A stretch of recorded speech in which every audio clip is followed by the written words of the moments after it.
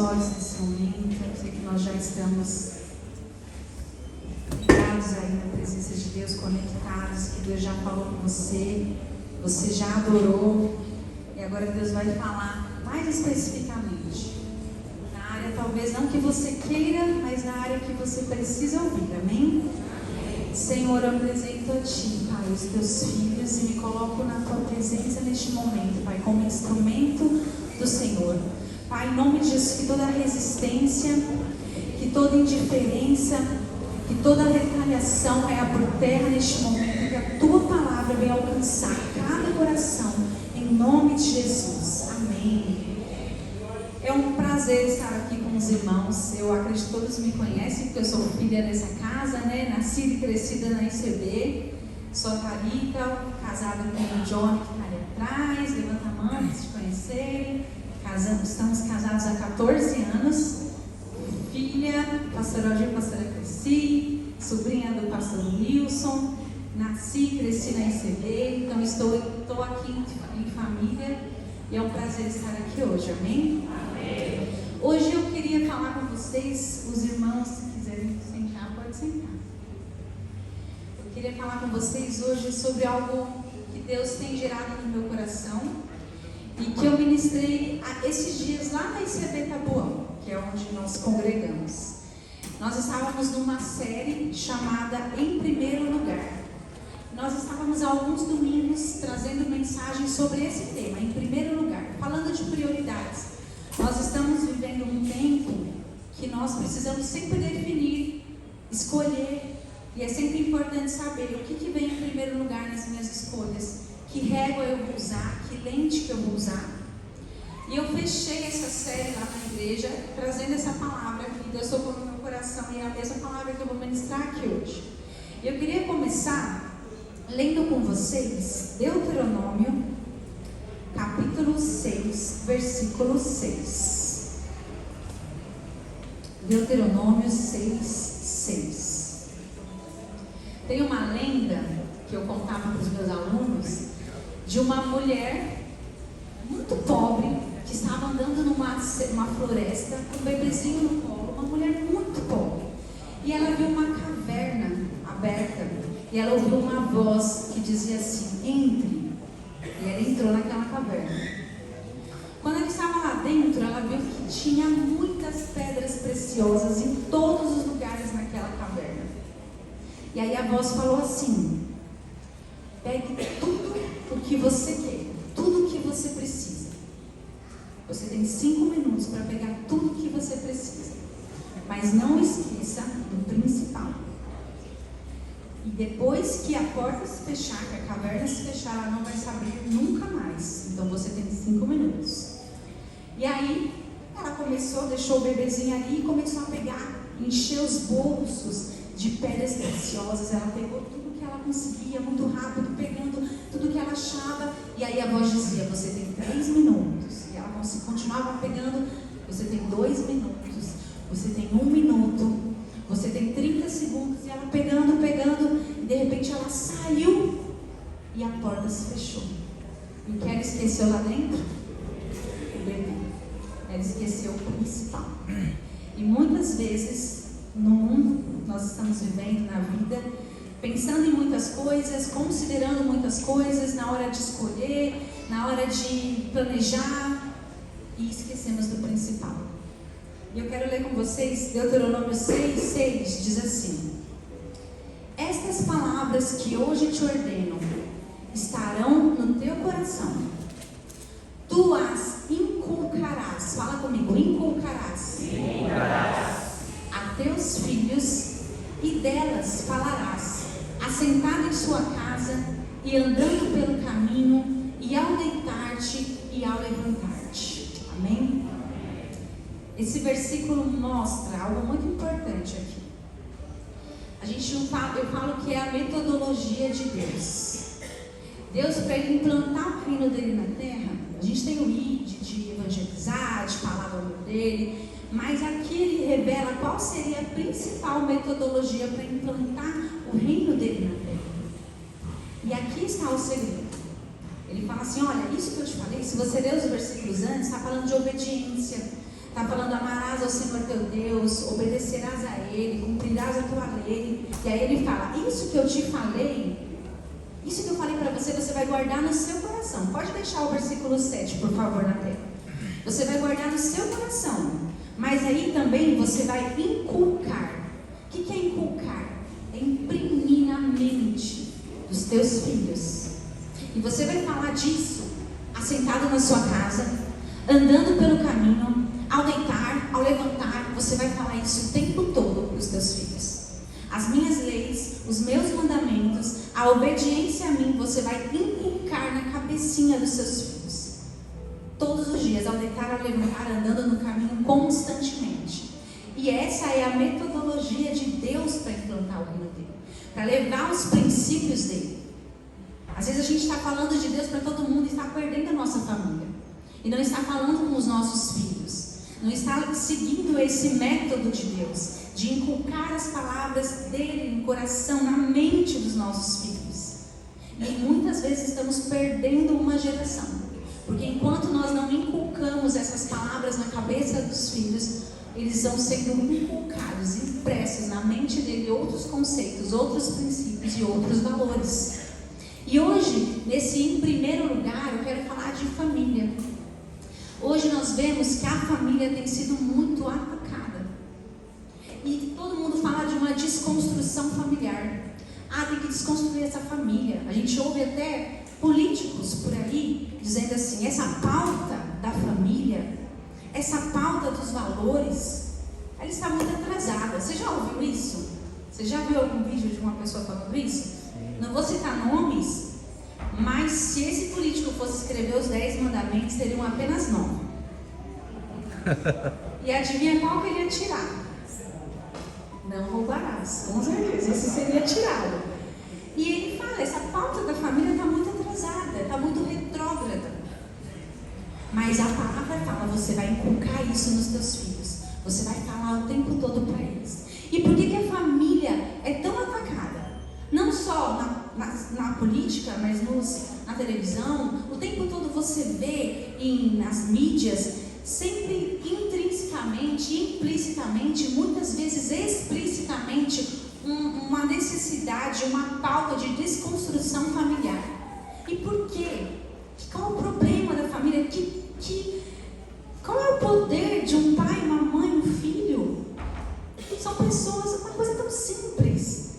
É a metodologia que Deus usa e é a metodologia que o inimigo tem usado também.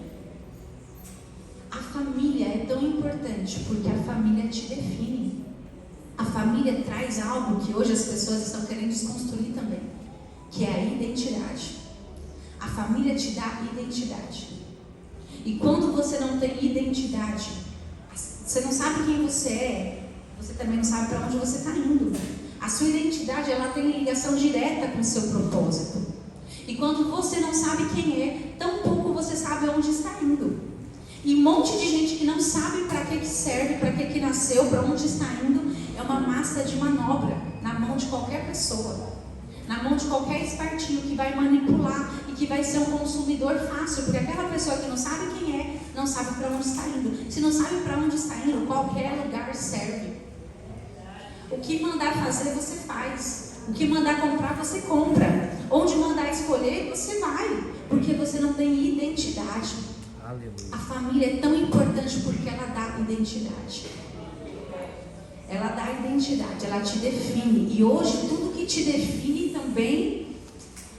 hoje a gente pode falar assim, antes a gente era tão simples, né? Não, eu sou homem, eu sou mulher. É uma definição. Hoje tem aqueles que são definidos não pelo que são, pelo que sentem. Hoje a gente fala muito de gênero, né? E o gênero não é mais algo biológico. Deus falou assim, eu fiz homem e mulher eu os fiz. Essa é a definição de Deus. E hoje nós temos a definição dos homens, que não é mais como você é biologicamente, mas é como você se sente. Como você se sente? Isso te define. Mas nós não somos definidos por sentimentos. O que nos define é o que Deus fala que nós somos. Mas o mundo fala que você é o que na verdade te define. Como você se sente? É isso que te define. Olha como é controverso, como é oposto, como é antagônico. traz para nós e o que o sistema tem trazido para nós todos os dias. E que nós devemos sim, se você se levanta para falar assim, olha, eu penso diferente, você está sendo discriminatório. E nós precisamos começar a tomar muito cuidado. A palavra fala isso, que nos últimos dias eles não suportarão ouvir a sã doutrina. Eles terão comichões no ouvido, eles não vão querer ouvir a verdade. E nós, como povo de Deus, e o que nós, às vezes a gente quer chegar e gravar um vídeo e falar para multidões, tudo isso que eu estou falando aqui para vocês, e não falamos isso para os nossos filhos, não inculcamos esses princípios na cabecinha dos nossos filhos. E o que eu estou falando aqui hoje, embora em outro contexto, ou retirado do contexto, pode soar de um jeito esquisito, mas eu estou falando hoje para pessoas que decidiram servir e seguir as pautas e os propósitos e os princípios bíblicos, amém? Amém. Para aqueles que não têm essa decisão, para o mundo lá fora, tudo isso é um absurdo, e está tudo bem, porque não é a pauta que eles decidiram seguir. Isso faz sentido para nós cristãos, amém? Eu quero deixar isso aqui bem claro, porque para aqueles que não decidiram amar a palavra e seguir a Cristo, eles não precisam tomar isso como verdade. Mas você que é cristão e que se diz cristão e que fala que acredita na palavra, não tem como fugir disso. Não tem como você fazer vista grossa, falar não, relativizar as coisas, amém? O mundo, ele não quer dar uma identidade para o seu filho. Pelo contrário, ele quer confundir ainda a identidade do seu filho. Ele quer confundir ainda a sua própria identidade. Aí você fala, nossa, mas esse negócio de destruir família, que exagero. Eu quero que você assista, eu trouxe algumas mídias que eu quero que você assista comigo, curtinhas. E eu vou pedir para o Matheus colocar o vídeo 1, só até eu falar, só um trechinho, tá? Ah, você acha que é um exagero, que as pessoas, que o sistema não tem interesse nenhum de desconstruir a família, de destruir a família? Será que isso é coisa? Eu já ouvi isso no meio dos cristãos. Nossa, isso é um exagero, a gente tem como falam? Um problema de perseguição, teoria da conspiração, não é nada disso, cada um faz o que quer e pronto. Não, irmãos, existem pautas que são coletivas. Existem pautas que vêm aí para todos nós. E aí você fala assim, ai, Thalita, isso não tem nada a ver. O que tem a ver o cristão e a política? O que tem a ver falar de política na igreja? Por exemplo, a palavra não é sobre política, mas estou dando um exemplo. Tem tudo a ver, porque tudo isso que rege a nossa vida, a nossa existência, o nosso atuar como cidadão, vem da política. Tem tudo a ver. Na verdade, não tem nem como separar. Amém? Amém. Tá pronto aí, Matheus? Eu vou sair aqui da frente. Está sem som. Bolsonaro de fazer família. Ponto. Ó, volta um pouquinho, por favor.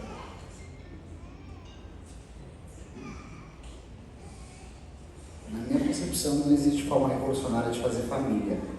Ponto. Por quê? Quando dizem pra gente, o movimento LGBT quer acabar com a família, o movimento LGBT é um movimento promíscuo que defende o sexo desregrado, a gente entrou numa longa dos 90 para cá de se colocar numa posição defensiva, de dizer não, a gente não quer destruir família nenhuma, não. A gente só quer amar. Né? Ou não, a gente não tem nada a ver com promiscuidade, não. A gente até casa, a gente até tem filhos, a gente até constitui família. E isso é de um retrocesso político violento, que violenta inclusive a história de constituição do movimento LGBT na América Latina. Violenta a história dos ganhos e lutas feministas na América Latina. Então cabe a radicalização nossa também de afirmar com todas as letras o que é uma estratégia política crítica antissistêmica. Porque vocês querem destruir a família? Sim. Queremos. Não é? E se a gente não quer, não vai ser ameaça. E se a gente não é capaz de perceber isso, a direita faz questão de corrigir nossa burrice, porque eles falam isso pra gente. Essa retórica da direita é a direita dizendo, vocês só são ameaça se quiserem mexer na família.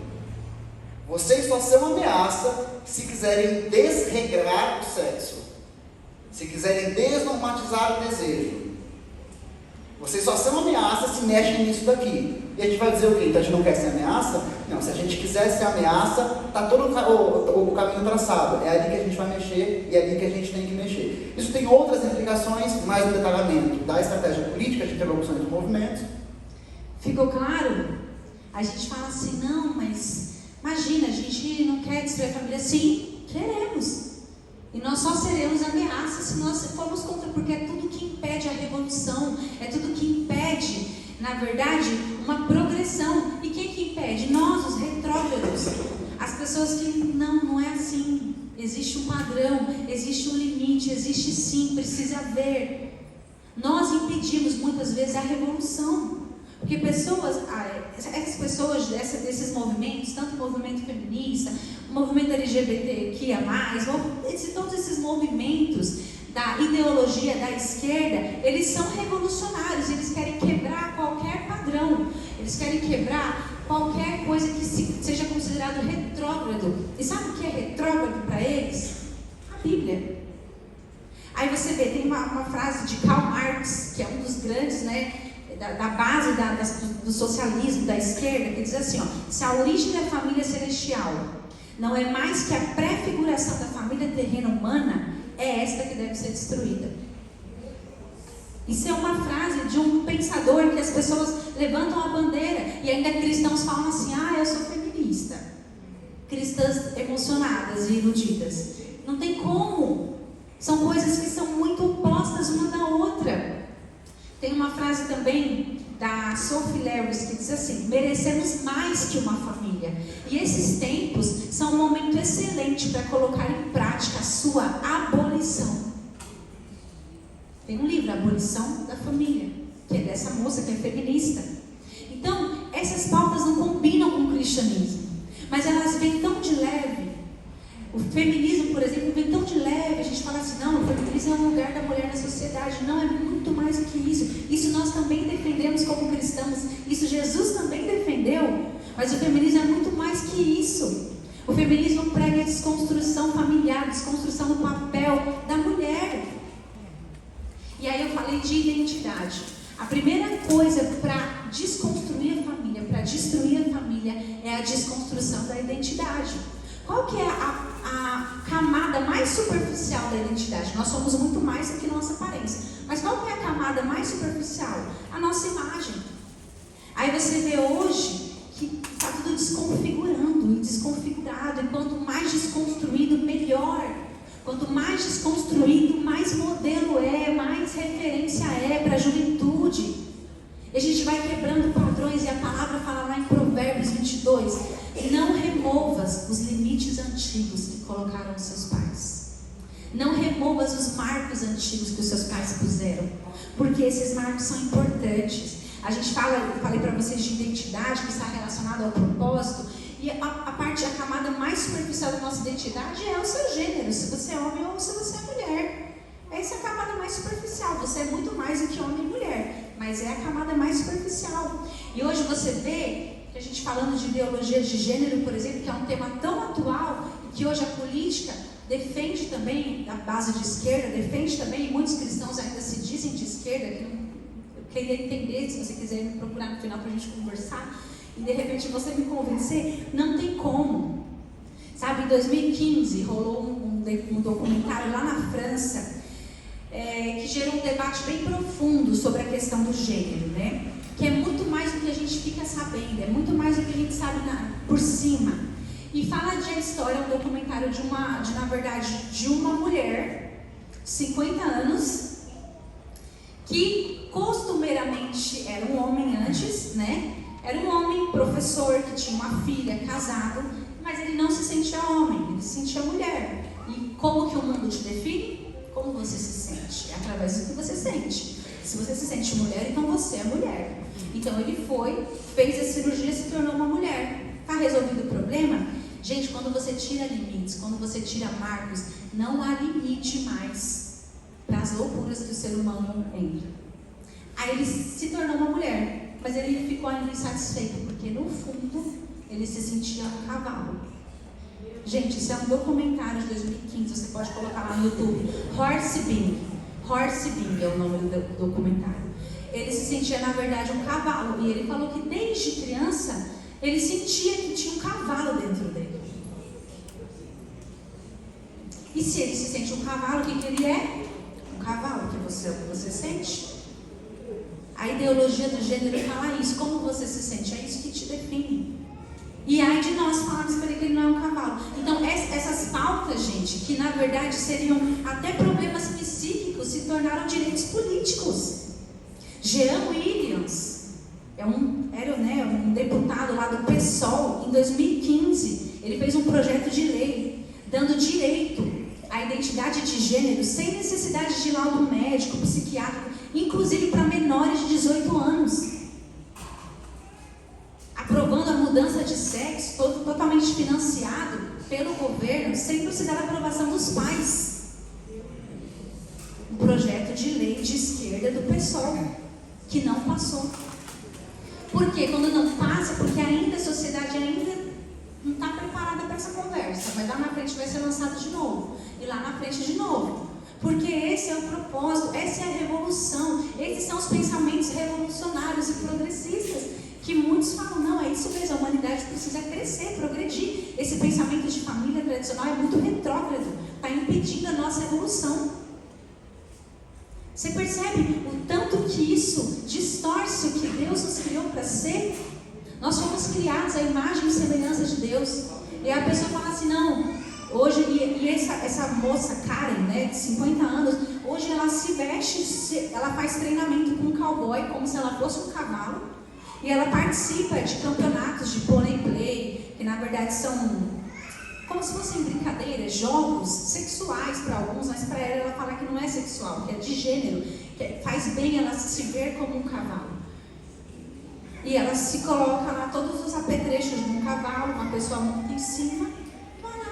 Olha o homem que foi criado à imagem e semelhança de Deus. Olha o que o mundo tem transformado, olha como o mundo tem tentado romper com a identidade do ser humano. Irmãos, isso é muito sério. Tem uma feminista, uma das mais influenciadoras aí, feministas, Judith Butler. Ela diz que a identidade ela tem que ser vista como algo livre, flexível. E que ninguém nasce homem e mulher. Cada um aprende a desempenhar esses papéis que são construídos socialmente. Ou seja, esse negócio de você ser homem, na verdade você aprendeu a ser homem, mas ninguém nasce homem e mulher. Mas Deus fala que Ele fez homem e mulher. Essa é uma das feministas mais importantes. Então, irmãos, outra que eu vou falar mais pra frente aqui, que também é uma das feministas mais importantes, ela fala que enquanto a família, o mito da família, na palavra dela, o mito da maternidade não forem destruídos, as mulheres continuarão a ser oprimidas.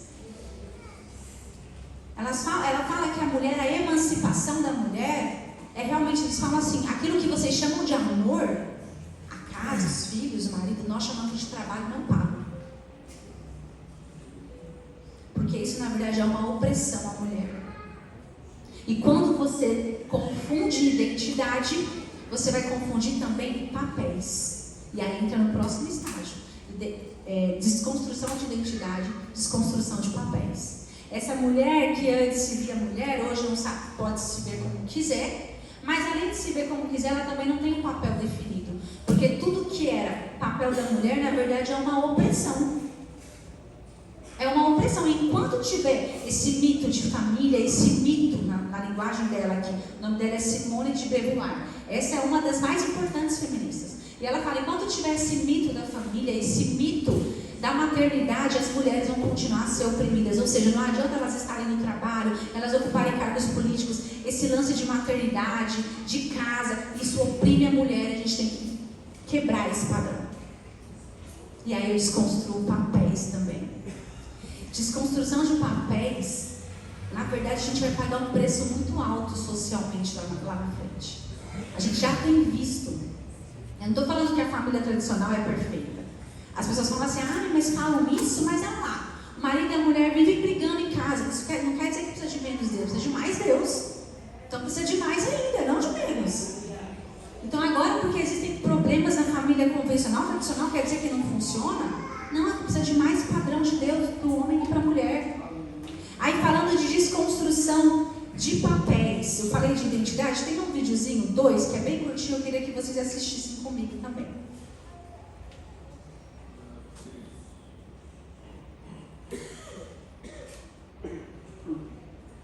Pode, dona Quitéria, um menino e uma menina frequentarem o mesmo banheiro?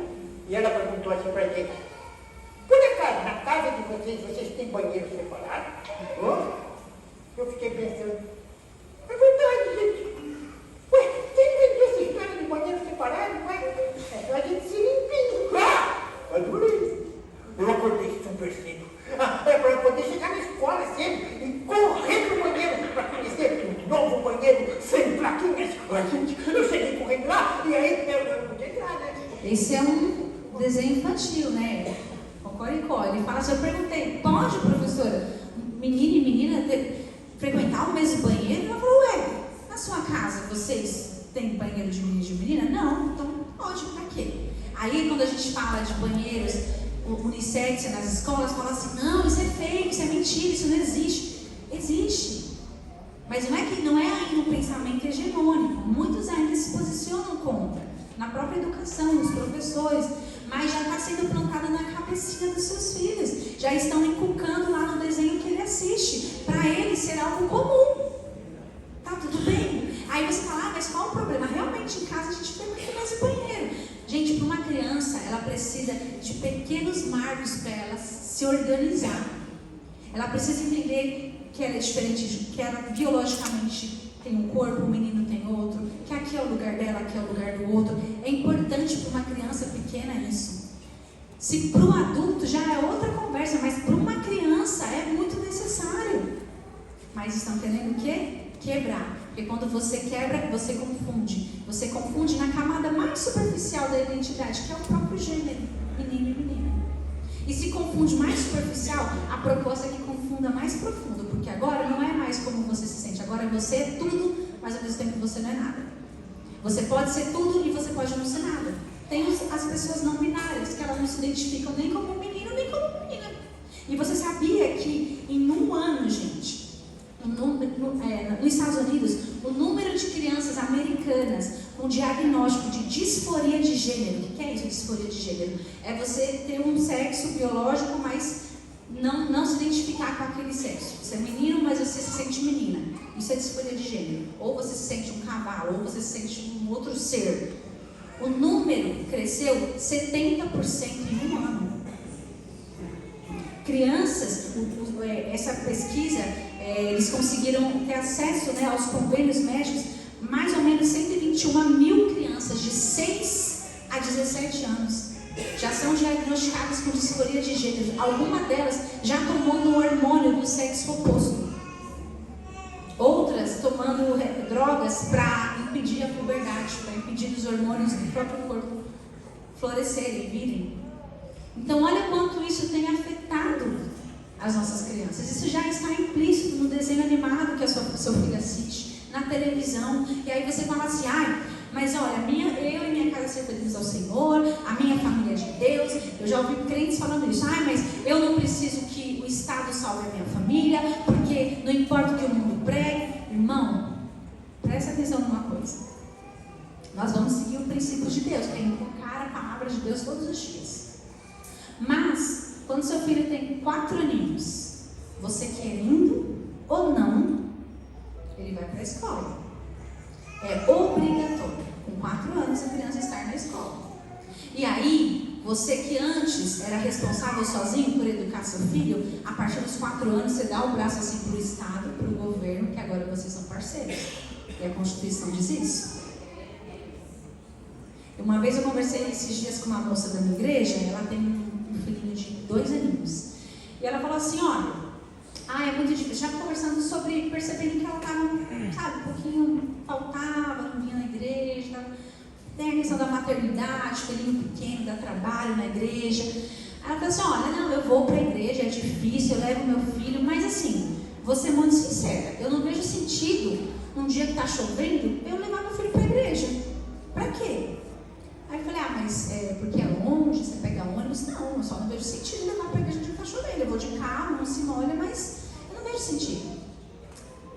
Aí Aí às vezes eu acho que a gente está muito ingênuo, nós como crentes, né? Aí eu falei assim, olha, você não vê sentido de levar seu filho para a igreja quando está chovendo, eu respeito isso, tem 2 aninhos, 3, mas quando ele fizer 4, daqui 2 anos, pode estar chovendo, pode estar nevando, pode estar caindo canivete, você vai ter que levantar seu filho e levar ele para a escola. E lá ele vai ficar 6 a 8 horas lá, com um professor que você não conhece, uma pessoa que tem vivências e valores que você não sabe. E que por mais que o professor se diga neutro, nós temos nossos valores e eles saem de nós, não tem como, tudo que a gente faz. E aí você não tem sentido em levar seu filho com você para a igreja, para ele já entender a cultura, para ele já entender a palavra, para ele já ser ministrado na salinha, porque está chovendo, mas daqui 2 anos ele vai chovendo ou não. E se você não mandar o conselho tutelar, bate na sua porta e fala, cadê a sua criança, que ela é nossa também. E aí, não tem sentido você já começar a inculcar na cabeça do seu filho? E não é só trazer para a igreja e colocar ele sentado aí e dar o celular na mão dele. É lá na sua casa. Às vezes você entrega seu filho lá numa escola, e aí eu sou professora e você tem que levar seu filho para a escola mesmo. A escola é muito importante. Mas aí você larga lá e não quer saber nem, não responde nem o bilhete da professora no caderno. Não abre nem o caderno do seu filho para ver o que está sendo falado, o que está sendo ensinado. Falta até na reunião de pais. Não pergunta, professora, qual que é o planejamento? Professora, como que meu filho está? E deixa na mão da escola e fala, ah, não, deixa que agora é da escola. E aí seu filho fica 8 horas lá. E você não sabe nem o que ele está aprendendo, o que ele está ouvindo. E talvez não queira nem saber. Entrega na mão, terceiriza a educação do seu filho. Depois chega na igreja, larga ele aqui também. Chega em casa, não pega uma Bíblia para ler junto. Às vezes não coloca um louvor para ouvir junto. E você não dá o celular na mão da criança, não sabe nem o que ela está vendo, ouvindo e assistindo. De repente você se depara e perdeu seu filho. Não foi usada a metodologia de Deus, que é inculcar na cabeça dele, de dia, de noite, caminhando, levantando, dormindo. Deus mostra muito claramente que é continuamente você vai inculcar na cabeça do seu filho. Você vai inculcar, imprimir na mente dele. Amém? Quando a gente desconstrói identidade, a gente vai desconstruir papéis também. Tem um outro videozinho, o último agora, que eu quero que você assista.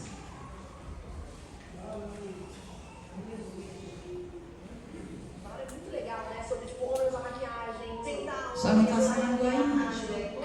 Maquiagem, mas eu que uso maquiagem, que pinta a unha. E pra mim, João Guilherme, esses meninos, o Vitão, eles são referência. O Vitão também é outro que tá assim, isso é bem assim, gente, o Vitão tá admirável, assim, tipo, porque tá quebrando. Eu acho esta geração muito incrível. E acho que as próximas vão ser até mais, assim. Eu acredito muito na geração dos nossos filhos. Eu acredito muito na geração. Deu para entender ou foi rapidinho? Deu para entender? Vamos voltar e passar de novo no comecinho? Que cortou o comecinho. Vocês falaram, é muito legal, né? Sobre, tipo, homem usar maquiagem. Pintar a unha, usar maquiagem. Eu uso maquiagem, mas eu que uso maquiagem, que pinta a unha. E pra mim, o João Guilherme, esses meninos, o Vitão, eles são referência. O Vitão também é outro que tá assim, isso é bem assim, gente, o Vitão tá admirável, assim, tipo, porque tá quebrando. Eu acho esta geração muito incrível. E acho que as próximas vão ser até mais, assim. Eu acredito muito na geração dos nossos filhos. Eu acredito muito na geração. Essa geração muito incrível. Você viu ela falando? Essas pessoas são pessoas que são influencers, que talvez seu filho siga, talvez você siga. Reveja até quem você segue, porque seguir é tipo, eu estou seguindo. Pare de seguir. Porque essas coisas vão ser inculcadas na sua cabeça também. E quanto mais a gente vê e é imerso nessa cultura, mais a gente vai achar normal. Hoje ainda a gente tem uma estranheza, mas daqui uns dias pode ser que a gente fale, não, tranquilo, é assim mesmo. Aqui ela fala, você acha muito legal, né, isso do homem usar maquiagem, pintar a unha. Aí passou a foto desses meninos aqui, que são homens, né, não deixam de ser homens, têm relacionamento com mulheres também, mas que se caracterizam como mulher. E tá tudo bem. O que é isso? Uma desconstrução de um papel. Hoje, pode perceber, tudo que é másculo é tóxico. Ai, que tóxico. É machismo. Existe sim o machismo. Né? A violência, o homem violento é tóxico. Assim como a mulher violenta é tóxica. Mas hoje, se o homem falar assim, não, eu quero ser o provedor dessa casa. Nossa, que machismo isso. Se Se o homem falar assim, não, deixa que eu protejo você. Não, não preciso de defesa. Eu sei me defender sozinha. Você sabia que as feministas falam que existe um machismo hostil, que é o homem ser agressivo, ser violento? Isso nós condenamos qualquer machismo assim, autoritário, arrogante, oprimir a mulher. Isso é antibíblico. O homem que a Bíblia mostra é aquele homem que dá a vida pela esposa. Amém? Mas existe um machismo que é benevolente. Como assim machismo benevolente? Quando o homem fala assim, não, deixa que eu seguro para você. Implícito nesse discurso, ele está falando que você é fraca. Está falando que você é inferior. Isso é machismo também. Para as feministas. As feministas falam que não existe cavalheirismo sem machismo. O homem muito cavaleiro é machista, porque ele está, implicitamente, ele está dizendo que você é frágil, que você é sexo frágil. E a gente tem que combater isso também. As feministas que falam isso, eu não estou falando não. Eu falo brincando assim, eles falam assim, esses dias eu fui fazer um negócio lá na escola, assinar um ponto, e tinha um homem na frente, eu falei, nossa, primeiras damas. Aí ele, vocês não querem direitos iguais? Eu falei assim, eu quero privilégios. Falei brincando, mas tudo isso de primeiras damas, todos esses padrões, já são vistos como machismo, e vão sendo desconstruídos. O homem está cada vez mais delicado, cada vez mais feminino, cada vez mais fraco. E quando você enfraquece a figura do pai, do homem, isso gera um desequilíbrio imenso. E quem estuda comportamento humano, quem sabe disso, na psicanálise a figura paterna é lei, é essencial para o desenvolvimento humano. E quando a gente quebra com isso, o enfraquecimento desses papéis, sejam objetivos ou sejam simbólicos, são um grande passo para a morte da identidade individual e coletiva. Isso custará muito caro socialmente e emocionalmente. Hoje nós vemos crianças que não está bem definida a figura do pai e mãe, ou a mulher é tão forte, tão empoderada, não no bom sentido, mas no sentido de que não, eu que mando aqui, que o homem vai ficando mais frouxo, e onde tem uma mulher abacaxi vai ter um homem banana. E aí os papéis vão ficando cada vez mais fracos. E eles falam assim, não, tá tudo bem, porque esses homens, eles são referência para os nossos filhos. Eu vou querer, a moça fala aqui, eu vou querer que meu filho pinte a unha, use maquiagem. Nossa, esse Vitão tá demais, né? Tão desconstruído. Referências para a nossa geração. E aí, se você, pai, se você, homem, não for uma boa referência de masculinidade, com gentileza, com a doçura de Cristo na sua vida, o seu filho vai ser ministrado por esses homens aqui. Ele vai falar assim, meu pai é um grosso, é um hostil com a minha mãe, então tem que ser um pouco, esse homem que estão me pregando hoje, é o que tem que ser para mim, é o que eu vou ser. Hoje tudo que é másculo é tóxico, eles querem reinventar a masculinidade. Tem até um livro de Lion Taigo que ele fala o declínio dos machos. Os machos estão declinando, estão ficando cada vez menos machos, porque são vistos como tóxicos. É o patriarcado opressor. Nós temos que nos libertar do patriarcado opressor. E tudo isso é trazido aonde, gente? São ideologias políticas. E que muitas vezes estão dentro da igreja. Tem meninas na igreja que falam, eu sou feminista. Mas elas não fazem ideia do que o feminismo está trazendo para a sociedade. Não estou falando de direitos, de lugares de direito, porque a mulher tem os lugares de direito. Mas é muito mais que isso, essa pauta. Embutido nisso, lá na raiz disso está a desconstrução da família, que deveria estar em primeiro lugar. Quando o feminismo quebra com a figura da mulher, ele também quebra com a do homem. Enquanto o homem tem que ser mais feminino, mais desconstruído, a mulher cada vez mais empoderada, a mulher cada vez mais autônoma, a mulher cada vez mais autossuficiente. E aí aquilo que a palavra fala sobre a família, quebra-se um princípio e aí entra em desequilíbrio, começa a não dar mais certo mesmo. Você percebe que é para essa família convencional não dá mais certo mesmo ser uma instituição falida. Para dizerem assim, viu como não dá certo esse formato da Bíblia? Por que não dá certo? Porque o papel do homem está desconstruído, da mulher também, então não vai dar certo mesmo. Nós precisamos voltar à origem da raiz do nosso papel, da nossa identidade. E eu não falo da mulher como o pessoal fala da submissão, que a mulher não vai ser nada, o marido vai ser o cabeça, vai ser... Não é isso que a Bíblia fala. A Bíblia fala que o homem, ele vai amar a esposa esposa a ponto de entregar a vida. E alguém que te ama a ponto de você entregar a vida, você vai querer estar debaixo da missão dele, você vai querer acompanhar ele, você vai respeitá-lo, porque é inevitável. O plano de Deus e o modelo de Deus é perfeito, mas os homens estão tentando, o sistema do mundo caído está tentando deturpar, mas isso já é bíblico. A Bíblia fala, o mundo jaz no maligno. O problema é quando nós, filhos da luz de Deus, não enxergamos isso, não achamos mais estranho isso, e achamos muito comum isso, e falamos assim, não aguento mais ir na igreja esse mês, e só falarem de política. Não tem nada a ver com política, eu quero ouvir falar de Jesus. Eu estou falando para vocês de Jesus, dos padrões de Jesus. Glória Agora a Deus. você é cidadão da terra, e quem é parceiro na sua vida, quem define sobre quais leis você vai andar é a política. Quem educa o seu filho junto com você a partir dos 4 anos, obrigatoriamente, é a política. São as leis. E o que vem de lá você tem que cumprir, você tem que obedecer. Amém? Olha o quanto tem a ver com a gente.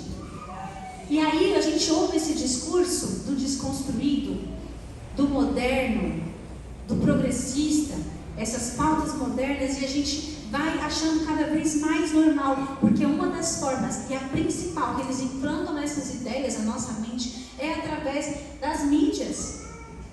Imagina você fazer terapia por anos, todos os dias, uma terapia boa assim. Você acha que isso ia alterar a sua mentalidade, ia melhorar a sua mentalidade? Sim. É isso que as mídias fazem. É isso, mas não no sentido de melhora. Elas mexem com a sua mentalidade.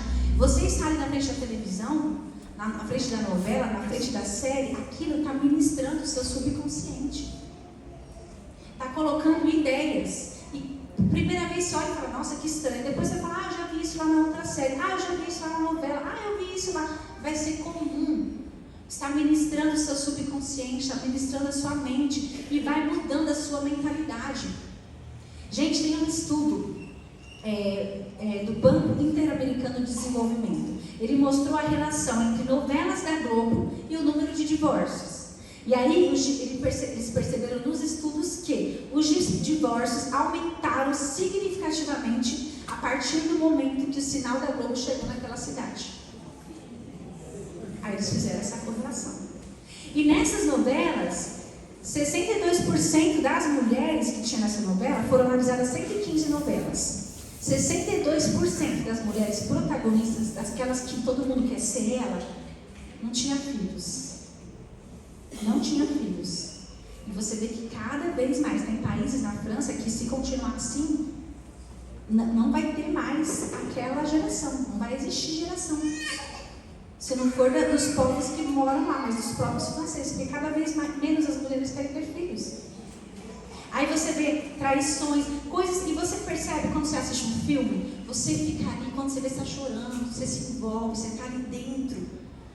O poder de uma produção audiovisual, ela ministra o seu subconsciente, suas emoções, aquilo que a sua razão não entende, a sua emoção sente.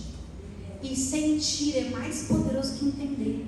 Olha isso. Aí você entra numa mídia que está ali numa situação que é fictícia, mas aquilo mexe com seus sentimentos. E você não percebe com a sua razão.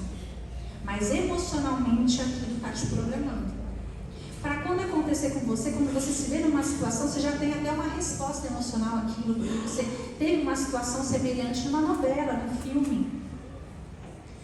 As mídias vão mexer em todas as pautas que eles querem levantar, que o sistema quer levantar, eles jogam na novela primeiro. Eles jogam na série primeiro. Pode perceber. A gente fala assim, por exemplo, tem um tema, aborto. É um tema inaceitável, aborto, não aceito, não, nós somos a favor da vida, é inaceitável. Aí você começa a ver que já na novela colocaram lá uma moça que foi estuprada, sofrendo.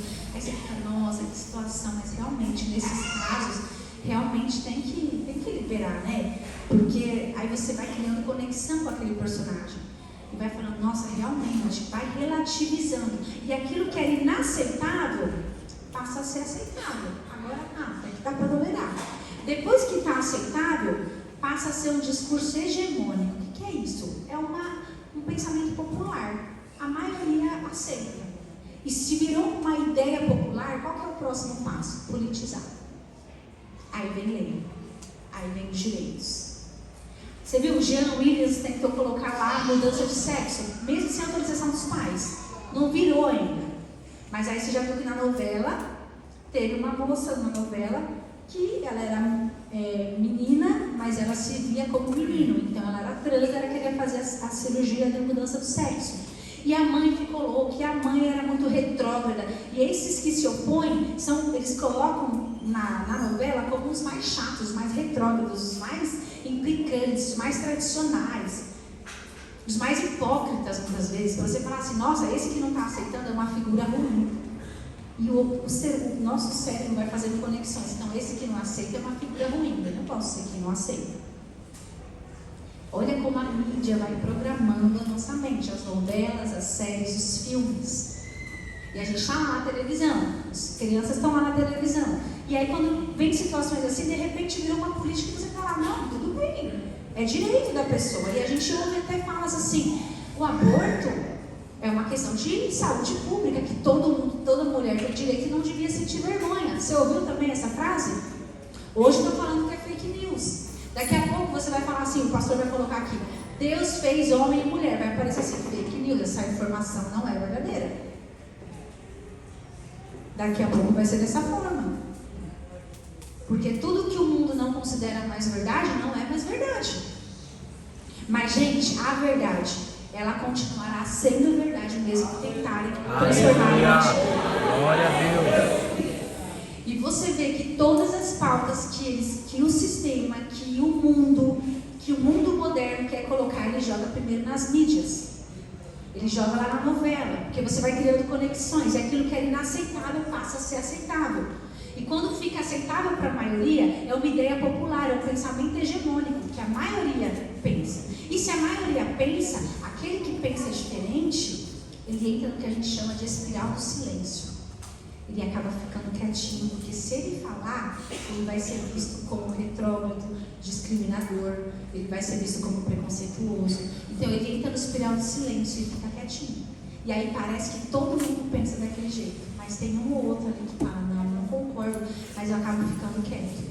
O problema é que a Bíblia fala que a criação aguarda ansiosamente a manifestação dos filhos de Deus. E se a gente entra na espiral do silêncio, são esses pensamentos que vão sempre prevalecer. Hoje, você fica com medo de falar algumas coisas, porque senão você vai ser julgado, vão te chamar de hipócrita, genocida, taxista e torturador, você é igual a você, e você vai ser xingado. Preconceituoso, retrógrado, assassino. Os valores do mundo estão tão invertidos que se você pisar no mundo de tartaruga, você é assassino. Mas se você abortar, você é desconstruído. Seu corpo e suas regras. Olha como está a desensibilização da vida humana. Um animal hoje é mais importante que uma criança. Desensibilização da vida humana. E muitas vezes nós estamos sendo ministrados por isso. E se nós não temos conhecimento sobre algo, qualquer coisa que a gente for exposto terá forte influência sobre nós. Aí de repente você está ouvindo um colega falar, você está falando, é verdade. Porque você não tem nada de conhecimento sobre isso. Você não gosta quando o pastor fala, não gosta quando o líder fala, porque acha que falar sobre Deus é só falar sobre Deus e falar sobre tudo, porque Deus é o dono de todas as coisas, o Criador de todas as coisas, e na palavra tem um manual de como nós devemos viver em todas as áreas. E nós muitas vezes cristãos estamos falando, não, aí a gente fala assim, não, mas falando agora de voto, né? A gente fala assim, não, mas eu não voto nesse ali que ele é muito grosso. Aí você, como um mosquito, deixa passar o cabelo, como a Bíblia fala. A gente fica tão melindroso e se apega a coisinhas e esquece do que vem em primeiro lugar. Gente, não existe um político que seja o salvador da humanidade. O salvador da humanidade já veio, já nos deu a oportunidade de sermos salvos e só Ele é perfeito. Mas quando você não dá importância para isso, para o sistema humano, quando você coloca alguém lá que vai totalmente contra tudo que a palavra prega, isso diz muito do tanto que você já está imerso nessa cultura e nem está percebendo. Aleluia. Isso diz muito sobre o tanto que você não está achando estranho tudo isso aqui. Que tá uma mistura, eu falei hoje pro Johnny. Nossa, tá uma mistura de fim de ano com fim de mundo, né? Porque será que vocês não percebem como tá estranho? O clima tá estranho. E tem gente que tá assim, vai ser feita a vontade de Deus, a vontade de Deus é soberana. Irmão, a palavra fala que é a vontade de Deus que ninguém se perca. Tem gente se perdendo? Tem. Então não é porque é a vontade de Deus que vai acontecer só a vontade de Deus. Se é a vontade soberana, é a vontade permissiva. Se for sempre a vontade de Deus que acontece, então a vontade de Deus é que ninguém se perca. Ninguém vai se perder. No entanto, tem um monte de gente se perdendo. Porque Deus, Ele respeita as nossas escolhas. Então não faz nada para ver se é a vontade de Deus. É a vontade de Deus. Deus, Ele opera, Ele traz o livramento, Ele opera em qualquer situação. Mas nós temos ainda um protagonismo aqui na terra. Deus deu a terra na mão dos homens.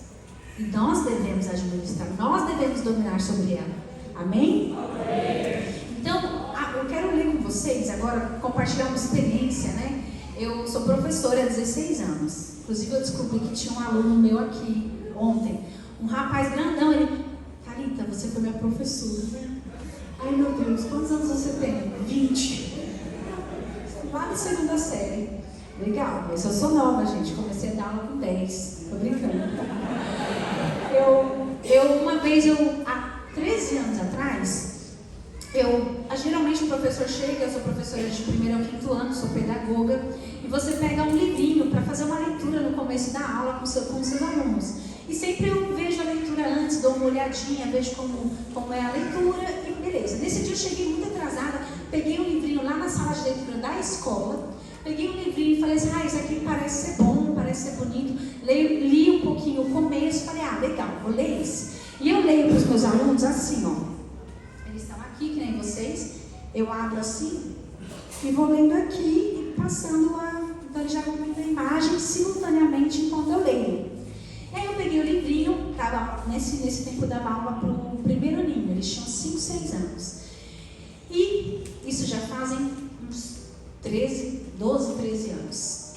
E aí eu abri o livrinho e hoje eu trouxe para compartilhar com vocês. Eu só pedi, eu acho que não tem nenhuma criança, né, aqui. Todas já estão na salinha, né? Tá. Eu quero ler com vocês o livrinho, tá? Para vocês observarem esse material que estava lá na escola, que eu fui ler com os meus alunos há 13 anos atrás. Acho que está no PDF aí, Matheus. Não é esse não. É o 1. Eu acho que eu vou ler aqui. Vocês vão acompanhando as imagens. O nome do livro é Mamãe Botou um Ovo. Alguém conhece? Mamãe Botou um Ovo. Eu devia ter percebido, né? Mas eu fui ingênua. Eu não percebi que tinha ter B.O. Até porque há 12 anos atrás a gente não falava tanto disso. Se puder aumentar, para eles verem bem as imagens.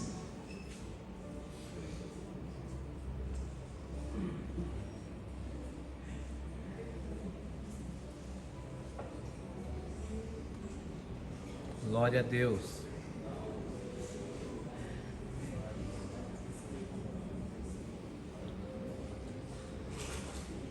Vamos lá, eu vou falar então, turma, boa tarde. Hoje eu vou começar com uma leitura. Todo mundo fez roda assim na minha frente, virei um livrinho para eles. Será que vai rolar?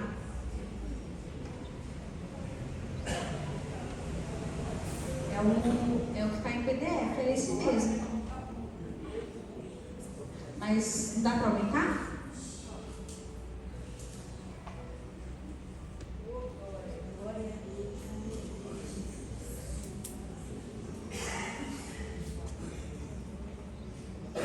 Vou fazer essa leitura para vocês.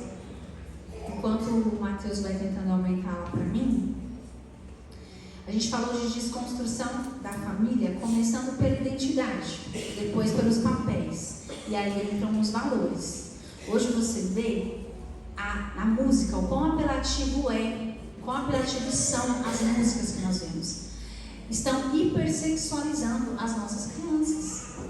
Você vê funkeiras que são símbolos do empoderamento feminino. que estão falando, não, eu sou símbolo da mulher empoderada, e é consenso que é, para quase todos. E aí você vê músicas que são totalmente pornográficas. E quem consome mais essas músicas? Crianças e adolescentes.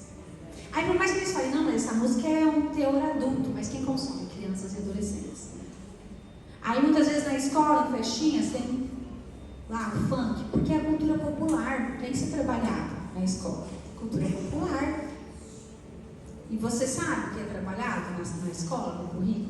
É que hoje ainda nós estamos numa geração que esse pensamento não é hegemônico, não é uma ideia popular ainda entre os educadores. Mas em breve será, porque tudo é uma construção, tudo é lento, tudo é uma construção da cultura. Não dá para aumentar?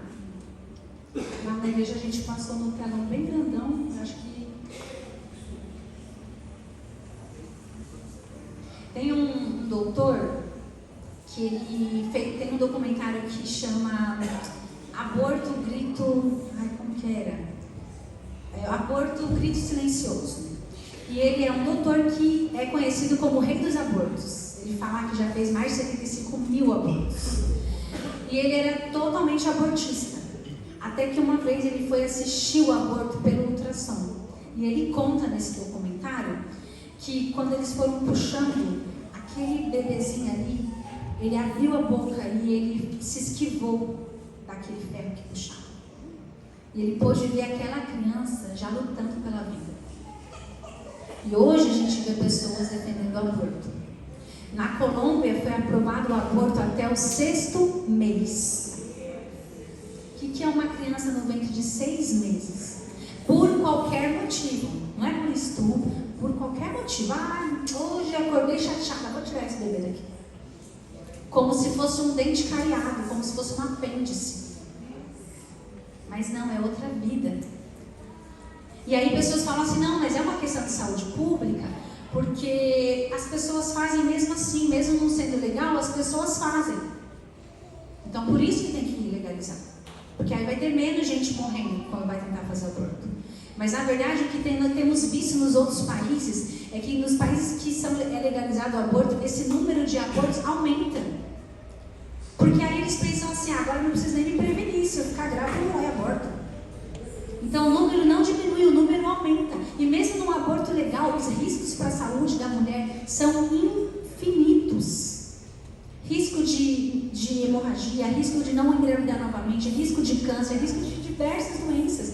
Mesmo para um aborto que é feito legalmente, que é um assassinato mesmo assim.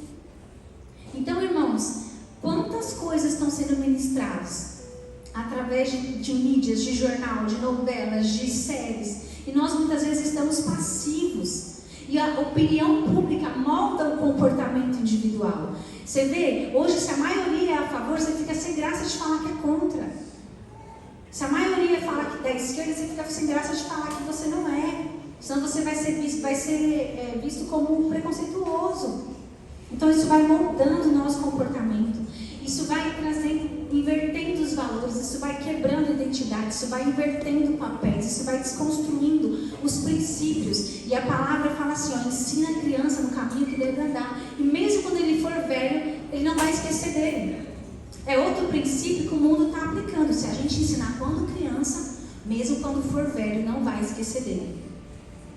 É outro princípio. Inculcar na mente da criança é outro princípio que o mundo está pegando também. Enquanto a gente não ministra as nossas crianças, ou a gente ministra por pouco tempo, porque eles ficam imersos nas tecnologias e na convivência com outras pessoas, e não tem como a gente criar nossos filhos em bolhas, eles vão ter convivência com outras pessoas. E aí, como que eu protejo meu filho disso?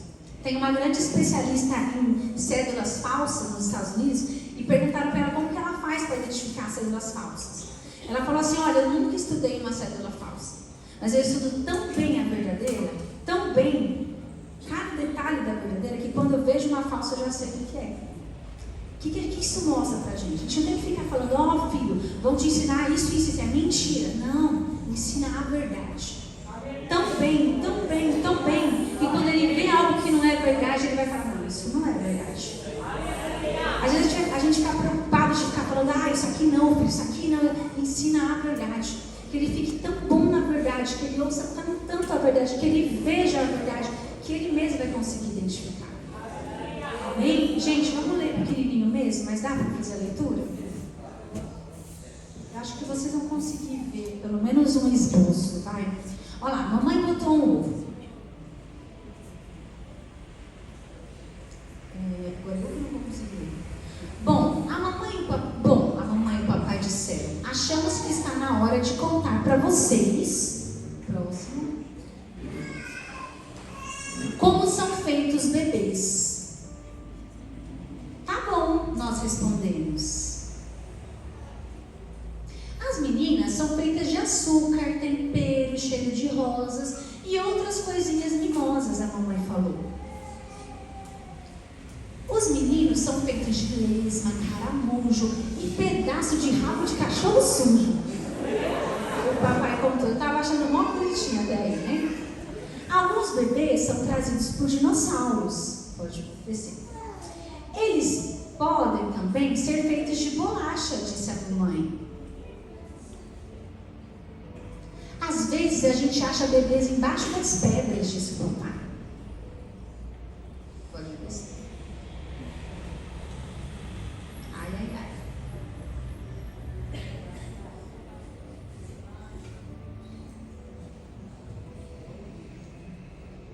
Ah, glória a Deus. Ai, agora pode ir lá onde eu estava, que essa parte não é tão importante. Às vezes a gente acha os bebês embaixo das pedras. Isso, aí. Eles podem também... embaixo das pedras, disse o papai. Parou. Também se pode plantar semente de bebês em vasos e cultivá-las. Pode passar. Numa estufa, disse a mamãe. Cultivá-las numa estufa, disse a mamãe. Ou simplesmente comprar tubos de pasta de bebês. A mamãe botou um ovo ali no sofá, o papai disse. E ele explodiu. Pode subir. E espirrou vocês dois para fora. Que monte de bobagens. Mas vocês quase acertaram quando falaram das sementes do tubo e do ovo. Pode subir. Nós achamos que vocês não sabem como os bebês são feitos. Então vamos fazer uns desenhos para mostrar como é. Pode subir. Aqui tem um desenho, pode parar aí, que mostra o corpo da mamãe e o corpo do papai.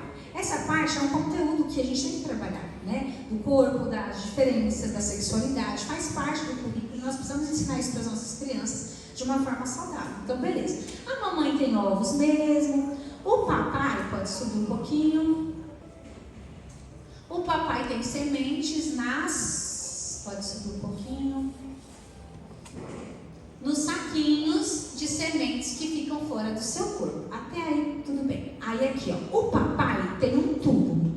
As sementes que estão no saquinho saem por aqui. Aí tem um desenho que mostra assim, ó. Isso encaixa, sobe, por favor. Encaixa aqui, parou.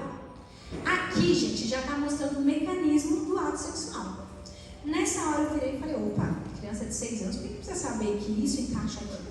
Já começou a mudar e eu já peguei o livrinho e fiz assim, ó, virei pra mim e comecei a inventar o resto da história. Porque aí, comecei mesmo a inventar e eu olhava assim, aí beleza, isso encaixa aqui. O tubo entra na barriga da mamãe por um pequeno buraco, então as sementes nadam lá dentro. Olha o texto está coerente. Porém, o desenho já mostra ali o mecanismo. Criança é muito mais afetada pelo que vê do que pelo que ouve. Eles não viram nada que eu li, eles só viram assim, ó, isso encaixa aqui. Entendi. E a criança, sem maldade nenhuma, ela vai explorar isso. Às vezes está ali com a irmãzinha, às vezes está ali com o priminho. Eu vi isso no livro que a professora mostrou.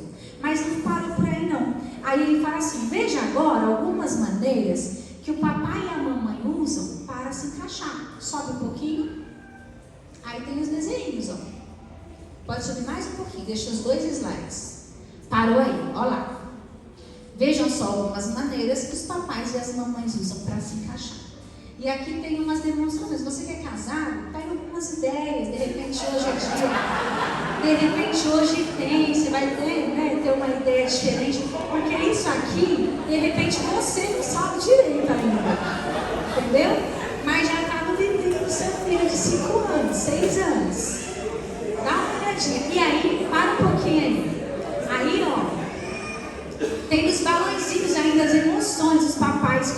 chapeuzinho falando yupi, eba, pula, pula, curtindo. Isso aqui, gente, é um livrinho de criança. Isso aqui ainda está bem atrasado, porque está direitinho falando papai, a mamãe. É porque é de 13 anos atrás.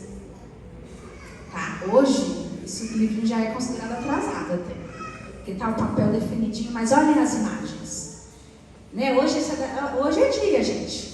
Toca aí do lado do seu esposo e fala, amor, pega uma ideia aí, que hoje tem. Pode subir um pouquinho. Pula, pula, e aí continua, mostra lá os espermatozoides. A partir daí eu não consegui, não deu mais para contar a história. Eles eram pequenininhos, não consegui reverter a situação, eles não perceberam que tinha alguma coisa estranha ali, tá? Eu quero colocar outra imagem, acho que a 3, a 2, que tem uns trechos de um outro livro também, infantil. Eu peguei só uns trechos, umas frases. Olha, ele fica duro. Aqui mostra o menininho mexendo no seu órgão sexual. Olha, ele fica duro, descobrindo, coisa normal da criança. O pênis do papai fica duro também? Algumas vezes, e o papai acha muito gostoso. Os homens gostam quando o pênis fica duro. Página 15 do livro, tá? Aqui já mostra na figura, eu não trouxe as imagens, uma menininha com a perninha aberta, com um espelhinho assim, se conhecendo. Se você abrir um pouquinho as pernas e olhar por um espelhinho, vai ver bem melhor. Aqui em cima está o seu clitóris, que faz com que as mulheres sintam muito prazer ao ser tocado, porque é gostoso. Isso foi na página 18 e 19. Aí tem aqui, alguns meninos gostam de brincar com seu pênis e algumas meninas com a sua vulva, porque é gostoso.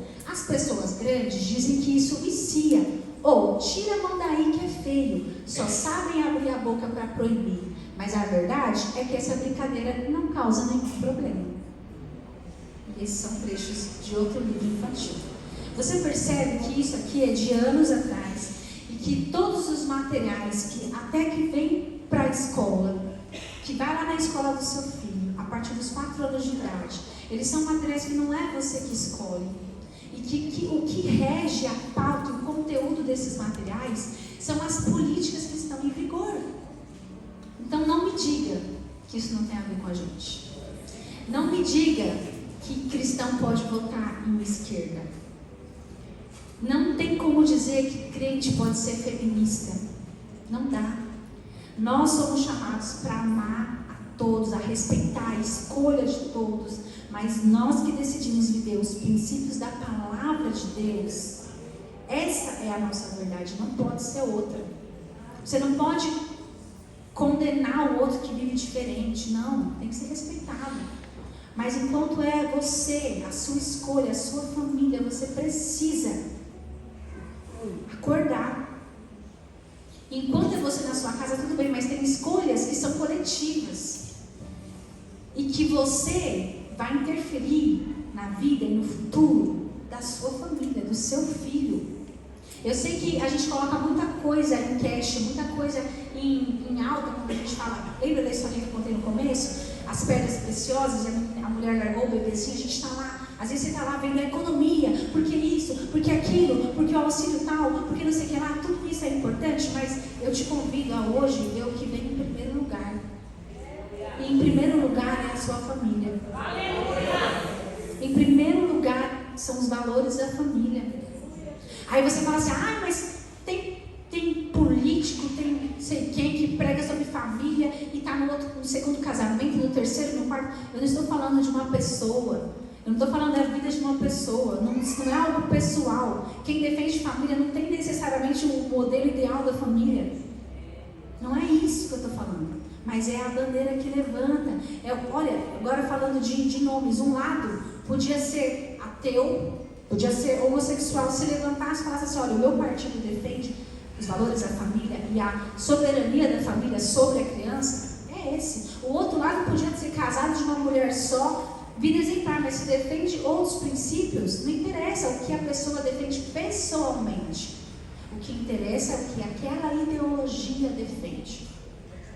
Amém? Amém? E é esse o critério que nós devemos usar, e é essa a análise que nós devemos fazer. Não são análises de pessoas, são análises de ideologias. Enquanto igreja, enquanto família, nós precisamos ter a soberania de educar nossos filhos, de inculcar na mente deles os princípios da palavra de Deus, porque o mundo está inculcando outros princípios para eles.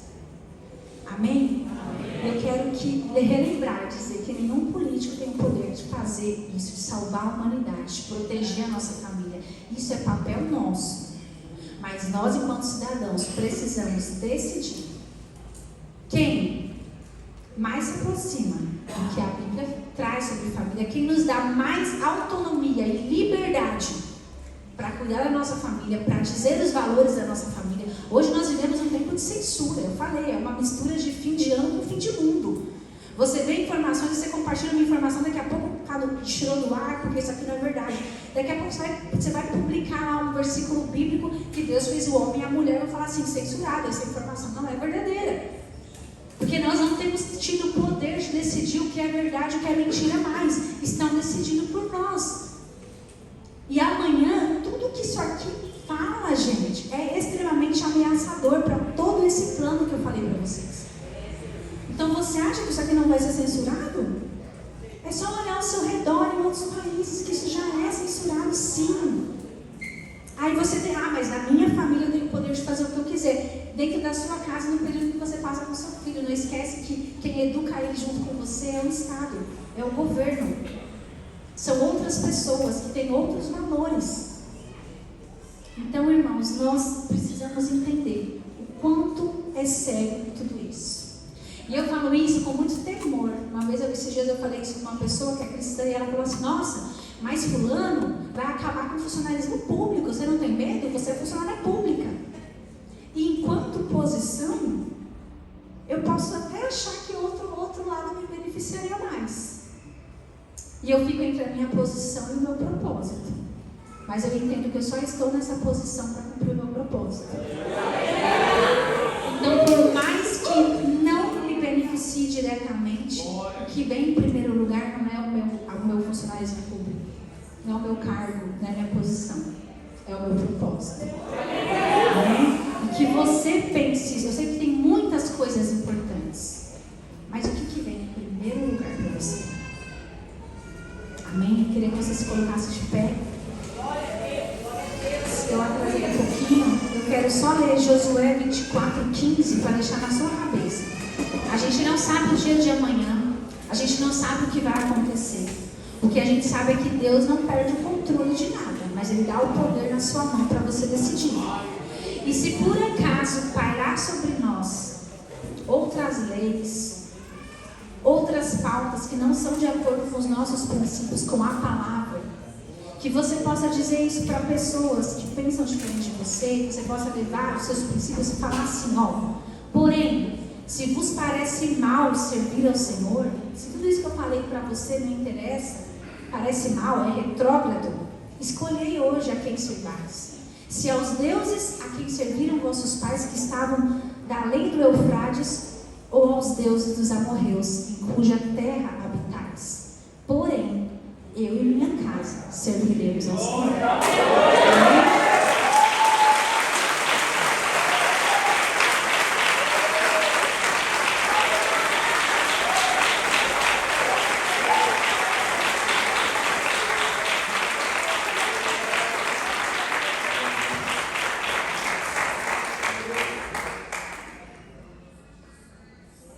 Olha, Deus,